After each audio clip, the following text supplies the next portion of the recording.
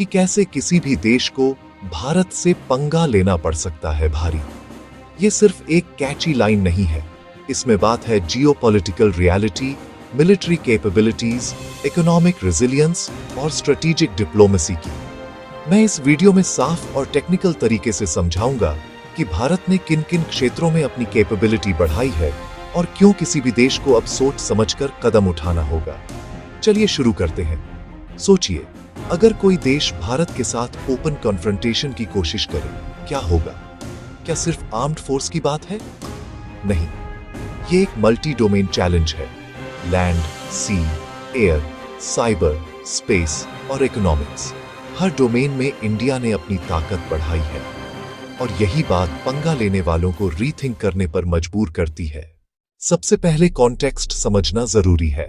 21st century में conflicts अब localised नहीं रहे। रीजनल पावर्स, मेजर पावर्स और ग्लोबल सप्लाई चेन्स इंटरलिंक्ड हैं। इंडिया का जियोपॉलिटिकल पोजीशन क्रिटिकल है।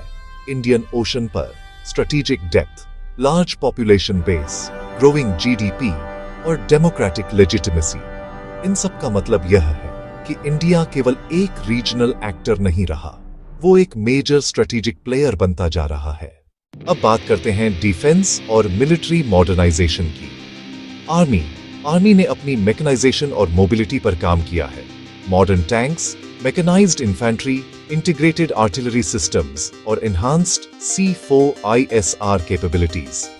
C4ISR यानी command, control, communications, computers, intelligence, surveillance और रिकनेसेंस, ये अब बैटलफील्ड का नर्वस सिस्टम है। एयरफोर्स ने 4.5 से 5th generation fighters, network centric warfare capability और AEWNC airborne early warning and control assets पर इन्वेस्टमेंट किया है। 5th जनरेशन स्टेल्थ फाइटर्स की चाह तो बाकी है, पर जो कैपेबिलिटी है वो किसी भी रीजनल कॉन्फ्रंटेशन में गेम चेंजर बन सकती है। नेवी, इंडियन नेवी ने अपना फोर्स प्रोजेक्शन बढ़ाया है। Aircraft carriers, destroyers, frigates, submarines, conventional और AIP और increased blue water capability. Indian ocean में नेवल पावर प्रोजेक्शन का मतलब सप्लाई लाइंस पर कंट्रोल और सी लेन सिक्योरिटी है। Strategic forces, nuclear triad, land based missiles, submarine launched ballistic missiles और air delivered assets का मतलब है क्रेडिबल न्यूक्लियर डिटरेंट। ये किसी भी बड़े पैमाने की एग्रेशन को स्ट्रेटेजिक रिस्ट्रेंट में रखता है। न्यू डोमेन्स, सबसे बड़ी बात, इंडिया साइबर और स्पेस में भी कैपेबिलिटी बढ़ा रहा है। सैटेलाइट कॉन्स्टलेशन, ISR सैटेलाइट्स और मिसाइल डिफेंस सिस्टम्स जैसे ballistic missile defence, PMD layers, ये सब मॉडर्न कॉन्फ्लिक्ट में क्रिटिकल है। साथ ही ड्रोन स्वॉर्म्स और प्रिसिजन गाइडेड म्यूनिशंस का उपयोग फोर्स मल्टीप्लायर बन गया है।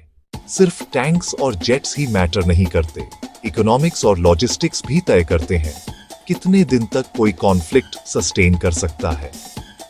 सप्लाई चेन रेजिलियंस, इंडिया ने कई स्ट्रेटेजिक सेक्टर्स में डोमेस्टिक मैन्युफैक्चरिंग बूस्ट किया है। डिफेंस प्रोडक्शन, इलेक्ट्रॉनिक्स और फार्मास्यूटिकल्स। मेक इन इंडिया और आत्मनिर्भर भारत इनिशिएटिव्स ने सप्लाई चेन वल्नरेबिलिटी कम की है। इकोनॉमिक लेवरेज, बड़ी अर्थव्यवस्था होने का मतलब है डिप्लोमेटिक और इकोनॉमिक टूल्स का इस्तेमाल, सैंक्शंस का सामना करने की कैपेसिटी, ऑल्टरनेट ट्रेड रूट्स और पार्टनर्स। किसी भी देश के लिए भारत को इकोनॉमिकली आइसोलेट करना आसान नहीं। Logistics, strategic ports, improved roads, rail connectivity और लॉजिस्टिकल हब्स, ये सब इंश्योर करते हैं कि फोर्सेस को सस्टेन करना फीजिबल है। Military logistics often decide the outcome ज्यादा बार बैटल से पहले ही। इंडिया ने सिर्फ अकेले ही पावर बिल्ड नहीं की, स्ट्रेटेजिक पार्टनरशिप्स और डिप्लोमेसी भी मजबूत हैं। क्वाड जैसी मल्टीलैटरल फ्रेमवर्क से इंडिया को स्ट्रेटेजिक बैकिंग मिलती है। डिफेंस कोऑपरेशन, जॉइंट एक्सरसाइजेज और इंटेलिजेंस शेयरिंग से इंटरऑपरेबिलिटी बढ़ रही है। इंडिया ने ट्रेडिशनल नॉन अलाइंड अप्रोच से इवॉल्व होकर मल्टी अलाइनमेंट स्ट्रेटजी अपनाई है। स्ट्रैटेजिक हेजिंग और रीजनल डीप टाइज पर ध्यान। ट्रेड एग्रीमेंट्स, इन्वेस्टमेंट्स और इंफ्रास्ट्रक्चर प्रोजेक्ट्स जैसे चाबहार कोऑपरेशन से इंडिया अपना इन्फ्लुएंस बढ़ा रहा है। अब टेक्नोलॉजी के एसिमेट्रिक टूल्स पर ध्यान दें। ये छोटे और तेज असर डालते हैं। साइबर कैपेबिलिटी किसी भी मॉडर्न स्टेट के लिए स्ट्रेटेजिक एसेट है। इंडिया की साइबर डिफेंस और ऑफेंसिव कैपेबिलिटी में इंप्रूवमेंट्स हो रही हैं। किसी भी एडवर्सरी के लिए क्रिटिकल नेटवर्क्स डिसरप्ट करना कॉस्टली पड़ सकता है। इलेक्ट्रॉनिक वॉरफेयर (EW) और ISR (EW) systems, signals intelligence और रियल टाइम ISR से बैटलफील्ड अवेयरनेस मैसिवली इंप्रूव होती है। सरप्राइज काफी कम हो जाता है। ड्रोन्स और loitering munitions, low cost high impact tools, drone swarms और precision guided loitering munitions asymmetrical advantages देते हैं। आर्टिफिशियल इंटेलिजेंस और data fusion, AI enabled target recognition, predictive logistics और data fusion systems force decision making को तेज और accurate बनाते हैं। किसी भी कंट्री की वास्तविक शक्ति सिर्फ मिलिट्री और इकोनॉमिक स्टैट्स नहीं बताती, पब्लिक रिजॉल्व और सोसाइटल रेजिलियंस भी महत्वपूर्ण है। लार्ज पॉपुलेशन और स्किल्ड वर्कफोर्स, इंडिया के पास आत्मनिर्भरता की ह्यूमन कैपिटल है। Manufacturing scale up, tech talent और डिफेंस R&D में contribution, strategic communication, public messaging, national will और civil military coordination conflict sustain करने में मदद करती है। डियास्पोरा और soft power, global Indian diaspora और कल्चरल इन्फ्लुएंस भी स्ट्रेटेजिक लेवरेज बन सकते हैं। ट्रेड टाइज और डिप्लोमेटिक सपोर्ट में बदलाव ला सकते हैं। थोड़ा प्रैक्टिकल बनते हैं। कुछ रियलिस्टिक हाइपोथेटिकल सिनेरियोज जो समझाते हैं कि क्यों पंगा लेना महंगा पड़ सकता है। Scenario A, maritime aggression. अगर कोई पावर इंडियन ओशन में सप्लाई लाइंस डिस्टर्ब करने की कोशिश करे तो इंडियन नेवी और एलाइड नेवीज कंबाइंड ऑपरेशन से उसे सप्लाई चेन पर बड़ा नुकसान और इकोनॉमिक हिट भुगतना पड़ेगा। पोर्ट डिनायल, कॉन्वॉय प्रोटेक्शन और anti access area denial A2AD counter measures मिलकर रिस्पॉन्स को तेज कर देंगे। Scenario B, limited cross border skirmish. Localised conflict में आर्मी की नेटवर्क्ड आर्टिलरी, ISR और प्रिसिजन स्ट्राइक से इंट्रूडिंग फोर्स को क्विकली न्यूट्रलाइज किया जा सकता है। लॉजिस्टिक्स और टेरेन का एडवांटेज लोकल डिफेंडर्स को मिलता है। Scenario C, cyber and economic pressure. Cyber attacks और इकोनॉमिक मेजर्स चल सकती हैं, पर डाइवर्सिफाइड ट्रेड पार्टनर्स और डोमेस्टिक मैन्युफैक्चरिंग से बफर बनता है। रिटेलिएटरी साइबर मेजर्स और इंटरनेशनल डिप्लोमेटिक रिस्पॉन्स भी जुड़ सकते हैं। हाँ, इंडिया भी परफेक्ट नहीं है। किसी भी कॉन्फ्लिक्ट में रिस्क्स हैं, प्रोट्रैक्टेड वॉर की संभावना, लॉन्ग टर्म इकोनॉमिक कॉस्ट और ह्यूमैनिटेरियन इम्पैक्ट होगा।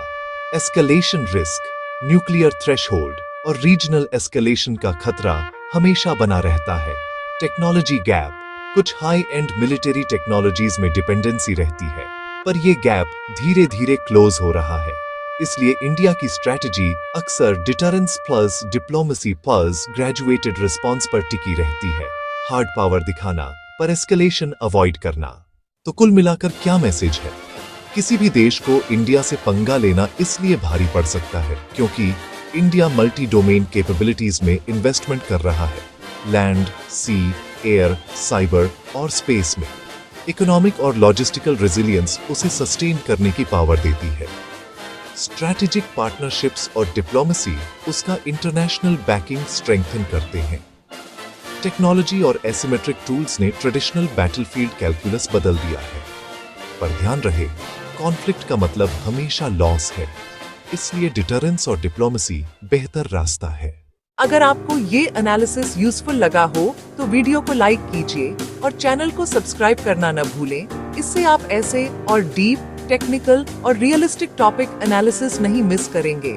नीचे कमेंट्स में बताइए आप किस डोमेन, मिलिट्री, साइबर, इकोनॉमिक पर और डिटेल में वीडियो चाहते हैं। मैं इसे लेकर अगली वीडियो में और डीप डाइव कर दूंगा।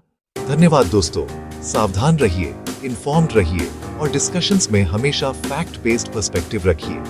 अगले वीडियो में मिलते हैं, तब तक के लिए जय हिंद।